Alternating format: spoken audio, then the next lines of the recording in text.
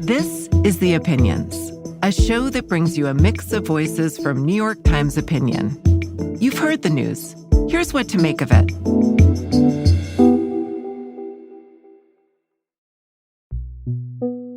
I'm Nick Kristof. I'm a columnist for the New York Times and a longtime Iran watcher. I've spent much of my career at the New York Times covering war and conflict and the Middle East. I've been to Iran a number of times, and I think one of the things that I've learned over the years is that it's very easy to make plans in conference rooms about how wars will go, and then they tend to get disrupted very easily. One of the things we need is a lot of humility. If you think back to the Gulf War, then Democrats and doves predicted that it might go very badly, and in fact, it went swimmingly. And then, partly as a result, Democrats did not oppose the Iraq invasion enough, and the hawks were just full of hubris about how we were going to be welcomed with flowers. And in fact, of course, it went disastrously. All told, I tend to be wary about overconfidence in conflicts, and I think we're seeing that right now, frankly. It's a Monday afternoon, and Iran has just struck back at the United States. It has launched a military attack on an American base in Qatar. No casualties have been reported so far. There is some indication that Iran had launched this attack on the base in Qatar kind of as a pro forma effort, and it had already warned ahead of time that it might do this. The base there is also well defended, so if you wanted to make a statement but not necessarily kill Americans, that would be a reasonable target. That would be the most hopeful interpretation, and that might allow the U.S. to respond in a minimal way and kind of create an off-ramp for both sides. I hope that is the case, but there are a couple of fundamental questions that we face. One is how else Iran may retaliate against the United States, and indeed how the U.S. may respond to that retaliation. A second is whether the U.S. and Israeli attacks have ended the Iranian nuclear program, or maybe, on the contrary, have actually accelerated it. And a third is whether the U.S. strike and this retaliation from Iran, whether they mark the end of a conflict, or whether this is simply the beginning of one more never-ending war in the Middle East. I think one of the fundamental questions Iran is going to have to decide is whether it is going to try to close the Strait of Hormuz. And this gives it real leverage. The Strait of Hormuz is very narrow. A lot of the world's oil passes through it. But the problem for it is that, A, the U.S. would really respond with devastating attacks on its navy. And second, that would shut down its own oil exports. And one of its customers is China, who it certainly wouldn't be happy to lose a good deal of its oil supply. So if I were guessing, my hunch is that Iran will talk about closing the Strait of Hormuz. There may be a few mines set in the strait, but that it won't fully close down the strait, that it will want its own oil to get through, and will be wary of the consequences of fully closing it down. As for the success of the military strikes that the U.S. made on Iranian nuclear sites, President Trump said that those sites had been obliterated. That seems to have been an exaggeration. The satellite imagery suggests that they were damaged, and there was certainly a setback to the Iranian nuclear program, but it's not clear whether everything has actually been destroyed. And in particular, we don't know what happened to the 400 kilograms of enriched uranium, 60% enriched uranium, that Iran had on the eve of this. So I think one of my concerns is that rather than ending Iran's nuclear programs, there is some risk that these nuclear strikes will actually accelerate it by leaving it in control of some centrifuges and that 400 kilograms of enriched uranium. So President Trump has said that it is absolutely unacceptable that Iran have nuclear weapons. And I think that that is pretty broadly shared by just about everybody.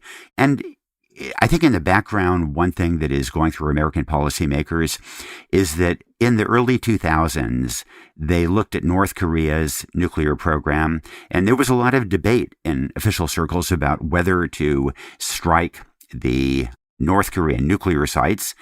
And in the end, officials decided not to for fear of a North Korean response in South Korea.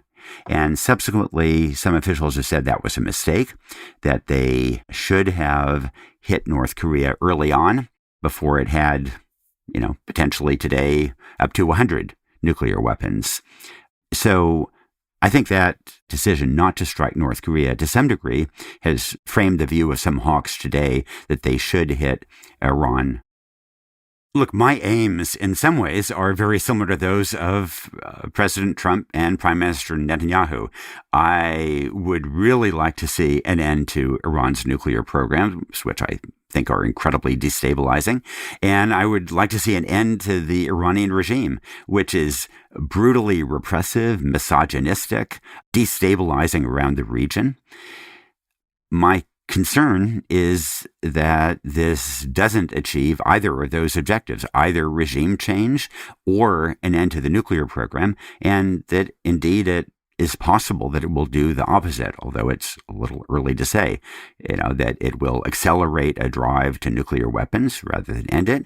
And in terms of regime change, the Iranian regime is incredibly unpopular, but it's hard to see that at a time when it is being bombed, people are going to rise up and overturn that regime and establish a pro-American democracy. If there is regime change, it may be more likely a military coup by hardliners. Be careful what you wish for. I've reported from Iran in 2004 and again in 2012. I think one perception that Americans sometimes have of Iran is that it's full of these crazy anti-American people running around chanting death to America. And in some ways, it's the opposite. The regime talks about death to America, but ordinary Iranians have historically been just so pro-American. You walk around Iran, and for the first minute or two, you'll get the standard line about, supporting the Islamic Republic. And then immediately people begin to complain about corruption, about hypocrisy of their leaders, about their economic mismanagement, and the resentment of the Iranian regime is just so striking everywhere you go. I remember once I took my two teenage kids on a road trip across Iran with me. And once people saw these two American kids, they just wanted to hug them. They wanted to take them and give them ice cream. And in one case, wanted to provide them with alcoholic drinks, which of course was illegal in Iran and maybe a little bit inappropriate since they were teenagers. But I think they wanted to show how free-thinking they were, how much they did not subscribe to the extremism of the regime. And so one thing that I worry about is that we have a country that in some ways is one of the most pro-American in the entire Middle East at the citizen level. But if we are declaring war, if we are bombing Iran, then I think it'll be a lot harder to see that kind of pro-American sentiment survive. And I worry that that may be a loss for the long run. Joining the war against Iran was in many ways very uncharacteristic of Trump. He was the one who decried America's wars in the Middle East, who was in many ways something of an isolationist. I suspect he was concerned about his legacy and the idea of changing the regime in Iran and bringing about a better regime, one that gave up nuclear weapons, was a line that Prime Minister Netanyahu fed to him and that he may have found very appealing. I think presidents often have these dreams and don't fully think through where they're going to go. And in general, I've got to say that Prime Minister Netanyahu has gamed this incredibly well. If you think back to where Netanyahu was after the Hamas terror attack on Israel and how unpopular he was then, then Netanyahu has managed to stay in power, and in this case, to start a war with Iran and then bring in the U.S. to finish it, to make sure that the U.S. has his back. And now, Trump has joined Israel in that war in Iran. We'll see whether those dreams come to pass. I worry that this is in many ways like the Iraq War in early 2003. And I think back at the time when people talked about how we had to act before a smoking gun became a mushroom cloud. And the disregard of intelligence, the over-optimistic assumptions, the failure to remember that wars are always more complicated and that the enemy has a vote, I worry that we may be moving into that terrain again. But, one thing to just remember is that with, very little attention, the Houthis in Yemen, this ragtag militia from the mountains in northern Yemen, managed to shut down a great deal of shipping traffic, and the U.S. spent $7 billion tackling them. And we fundamentally still couldn't control them. And now they may be back to the fight. So just a reminder that war is hard and complicated, and the idea that an air war alone is going to defeat an enemy didn't work for the Houthis. I am a little skeptical that it's going to work for the Iranians.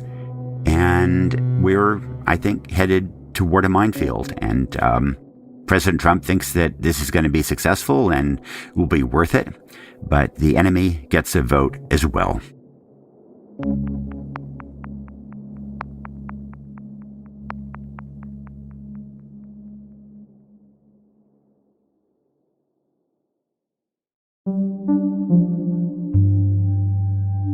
If you like this show, follow it on Spotify, Apple, or wherever you get your podcasts. The Opinions is produced by Derek Arthur, Vishaka Darba, Christina Samuelewski, and Jillian Weinberger. It's edited by Kari Pitkin and Allison Bruzik. Engineering, mixing, and original music by Isaac Jones, Sonia Herrero, Pat McCusker, Carol Saburo, and Afim Shapiro. Additional music by Aman Sahota. The fact-check team is Kate Sinclair, Mary Marge Locker, and Michelle Harris. Audience strategy by Shannon Busta and Christina Samuelewski. The director of Times Opinion Audio is Annie Rose Strasser.